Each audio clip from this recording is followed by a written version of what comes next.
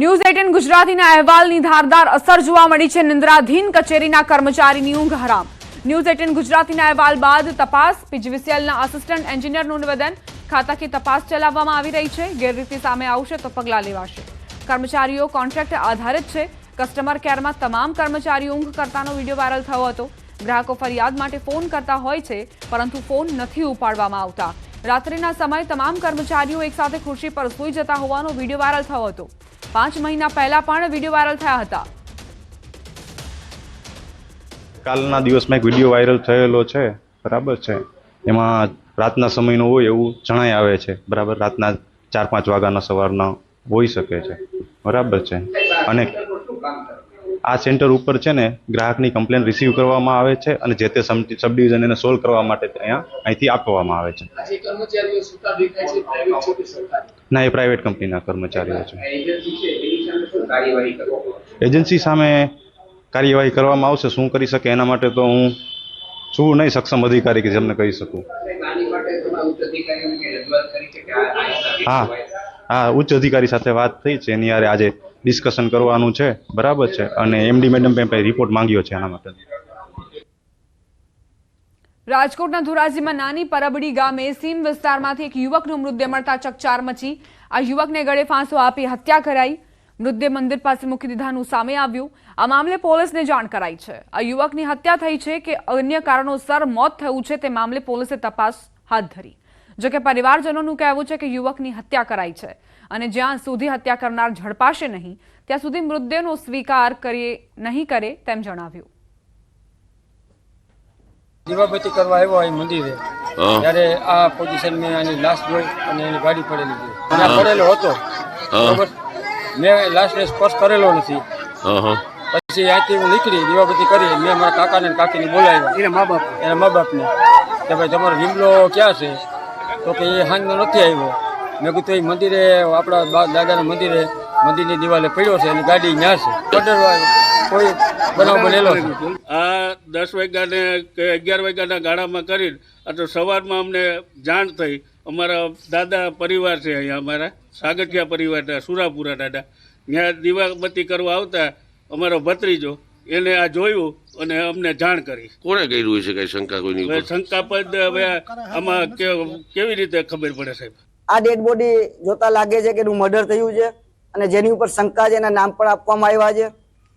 Dhoraji police અહીંયા ઉપસ્થિત છે। તાત્કાલિક જે આરોપીઓ છે એની ધરપકડ કરે અને પંચનામું અને ડેડ બોડીનું પીએમ થયા બાદ એ લોકો વિરુદ્ધમાં ગુનો દાખલ કરીને તાત્કાલિક આરોપીઓને પકડવામાં આવે।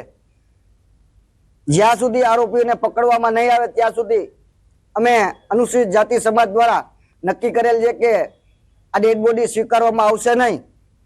રોકાઈશું એક નાનકડા વિરામ માટે। આપ જોતા રહો ન્યૂઝ 18 ગુજરાતી।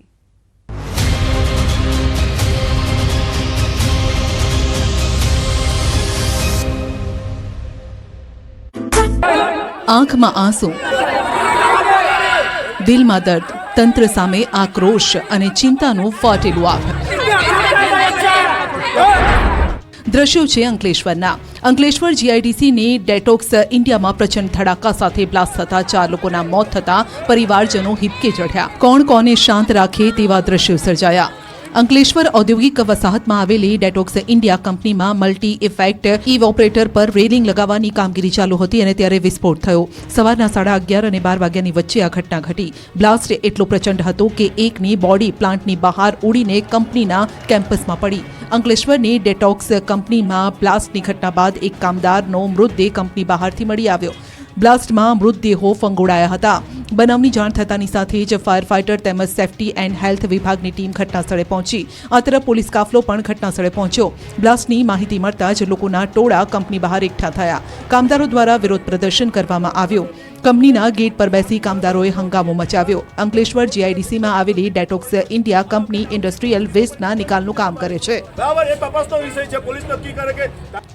ડેડિયાપાડાના ધારાસભ્ય ચેતર વસાવાએ 13 કિલોમીટરની પદયાત્રા યોજીને વિરોધ પ્રદર્શન કર્યું। ભરૂચ જિલ્લામાં ગેરકાયદે રેત ખનન, બિસ્માર રસ્તાઓ અને રોજગારીની માંગ સાથે રાજપારડીથી ઝઘડિયા સુધી 13 કિલોમીટરની પદયાત્રા યોજી, જેમાં મોટી સંખ્યા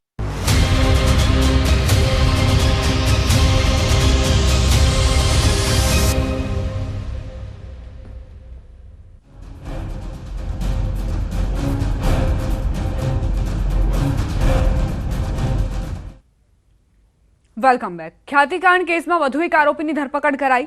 ફરાર ડોક્ટર સંજય પટોડિયાની ધરપકડ કરાઈ છે. સંજય પટોડિયા ખ્યાતિ હોસ્પિટલમાં ડિરેક્ટર હતો. ખ્યાતિકાંડમાં અત્યાર સુધીમાં કુલ 7 આરોપી પકડાયા. આ કેસમાં હજુ 2 આરોપીઓ પકડથી દૂર છે, જેમાં કાર્તિક પટેલ અને રાજશ્રી કોઠારી પકડથી દૂર છે. અમદાવાદની ખ્યાતિ હોસ્પિટલમાં કોઈ તકલીફ વગર દર્દીઓના ઓપરેશન કરાવી દેવામાં આવ્યા હતા, જેમાં 2 લોકોના મોત થયા હતા. ફક્ત PMJAYનો આર્થિક લાભ લેવા માટે આચરાતા આ કૌભાંડમાં મહેસાણાના કડીના ઘણા ગામના લોકો ભોગ બન્યા હતા.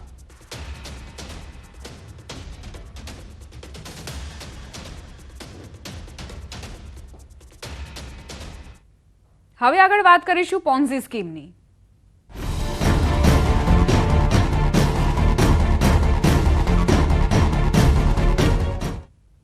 BZ માટે એજન્ટોની ભક્તિનો વિડીયો વાયરલ. રોકાણકારોના રૂપિયા ઉડાવતા એજન્ટો વિદેશમાં પ્રવાસ કરી આભાર માનતા. એજન્ટ મયુર દરજીના BZની ભક્તિનો વિડીયો સામે આવ્યો. બીજા વિડીયોમાં અનેક એજન્ટો બાલીમાં ભક્તિ કરતા નજરે પડ્યા. BZથી વિદેશ પ્રવાસમાં આભાર માનતા એજન્ટો જોવા મળ્યા. અવારનવાર જે વિડીયો વાયરલ થઈ રહ્યા છે તેમાં BZના એજન્ટોના ઠાઠમાઠ જોવા મળી રહ્યા છે. કઈ રીતે વિદેશ પ્રવાસ એજન્ટો કરી રહ્યા છે, આવો સાંભળીએ શું કહી રહ્યા છે એજન્ટો આ વિડીયોમાં. બહુ જ સારી ફિલિંગ આવી રહી છે અને 9 ને 24 થઈ છે. એનો મતલબ કે અત્યારે ઇન્ડિયામાં હવે 7 વાગ્યા બધા ઉઠી રહ્યા છે, ત્યારે આપણે અહીંયા તૈયાર દરિયા અને એકદમ રેડી થઈ ગયા છે સાઇટ સીન માટે. ખૂબ જ એન્જોયમેન્ટ થઈ રહ્યો છે અને બધાને ખૂબ મજા આવી રહી છે. Thank you. આ માટે ભૂપેન્દ્ર સરને ખૂબ ખૂબ આભાર. Thank you sir, thank you. BZ ગ્રુપના કૌભાંડમાં વધુ એક વિડીયો વાયરલ થયો. MLA ધવલ ઝાલા અને આરોપી મયુર દરજીનો વિડીયો હોવાની જાણકારી. BZનો એજન્ટ અને આરોપી છે મયુર દરજી અને ધારાસભ્ય એક સાથે દેખાયા. વિડીયોમાં બંને એક સાથે નજરે ફરતા જોવા મળ્યા.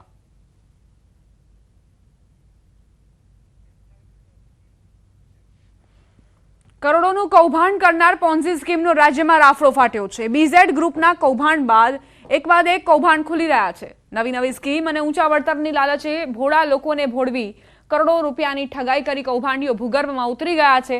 BZ ગ્રુપના માઠક ઝાલાનો હજુ પણ અતોપતો નથી લાગ્યો. ઉત્તર ગુજરાતના અનેક લોકોના કરોડો રૂપિયા હજમ કરી ગયો છે. એજન્ટોના જલવા, ઓફિસ બોયનો ઠાઠ સહિતના લાલચુ વિડીયો વાયરલ કરી લોકોના નાણાં પડાવી લીધા. એવી જ રીતે પાલનપુરમાં સ્ટાર્ટઅપની ઓફિસ બનાવી રોજના 1% વ્યાજે નાણાં આપવાની લાલચે છેતરપિંડી આચરી. બીજી તરફ પ્રસિદ્ધિ નિર્માણ નામની કંપની દ્વારા મહિલા એજન્ટો રાખી મહિલાને ભોળવી લઈ છેતરપિંડી આચરી. તેમણે પાલનપુર, મહેસાણા, ધ્રાંગધ્રા જેવા વિસ્તારોમાં બ્રાન્ચ ખોલી હતી. ત્યારે મહેસાણામાં શિક્ષક દંપતી અને તેના બનેવી સામે ઊંચા વળતરની લાલચ આપી કરોડોની ઠગાઈ કરી હોવાની ફરિયાદ નોંધાઈ છે.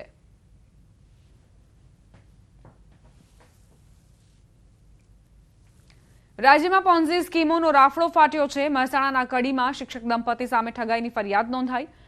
દંપતી અને તેના બનેવી સામે કરોડોની ઠગાઈની ફરિયાદ નોંધાઈ છે. સમગ્ર મામલે LCB તપાસ કરશે. પોલીસ દ્વારા આ મામલે નવીન કાયદાની GPID કલમનો ઉમેરો કરાયો. પોલીસ દ્વારા આ મામલે 3 ટીમો બનાવવામાં આવી. પોલીસે 15થી વધુ શકમંદોની પૂછપરછ કરી નિવેદન પણ લીધા. અલગ અલગ સ્કીમોમાં ઊંચા નફાની લાલચે ઠગાઈનો આરોપ મુકાયો. ફરિયાદ થતાં શિક્ષક દંપતી ઘરે લોક મારી ગાયબ થયો. 15 દિવસ અગાઉ દંપતી વિરુદ્ધ ફરિયાદ થઈ હતી. હાર્દિક પટેલ નામના ફરિયાદીની ફરિયાદ શિક્ષક દંપતી અને તેના બનેવી 3 વિરુદ્ધ 8 કરોડની છેતરપિંડીની ફરિયાદ નોંધાઈ છે. ગિફ્ટ સિટીમાં જમીન ખરીદવાની સ્કીમ આપીને મોટી રકમ મેળવી કનૈયાલાલે 50થી વધુ લોકો પાસેથી 100 થી 125 કરોડ લીધા હોવાનો ફરિયાદમાં ઉલ્લેખ. મારી સાથે 6,06,95,850 રૂપિયાનું ફ્રોડ થયેલ છે. કયા વ્યક્તિએ કર્યું છે તમને ખ્યાલ છે? પટેલ કનૈયાલાલ મણીલાલ પટેલ, રહેવાસી ધરતી સિટી કડી. કડી પોલીસ બાબતે આ ફરિયાદ કેટલા ટાઈમથી તમે નોંધાવવા માટે જાઓ છો? સાહેબ 7/10 તારીખે 7/10/24ના રોજ અમે DSP મહેસાણા મુકામે આ છેતરપિંડીની ફરિયાદ રજિસ્ટર AD દ્વારા પહોંચાડી હતી. ત્યાંથી ફોરવર્ડિંગ થઈને કડી પોલીસ સ્ટેશનમાં આવી ગઈ છે. 1.5 મહિનો થયો, પરંતુ અમે 2 દિવસ પહેલાં પણ ગયા હતા તો પોલીસ સ્ટેશનમાં PI સાહેબે અમને બેસાડી રાખ્યા. ત્યાં અમારી સાથે રાત્રે 10 વાગ્યા સુધી બેસાડી રાખ્યા અને એમ કીધું કે તમે ફરિયાદ કરી એના પહેલાં એક FIR થઈ ગઈ છે એ એફઆઈઆર 8 કરોડ રૂપિયાની હતી, એની વધારે એમાઉન્ટ હતી એટલે અમે એની એફઆઈઆર કરી દીધી છે. પરંતુ હવે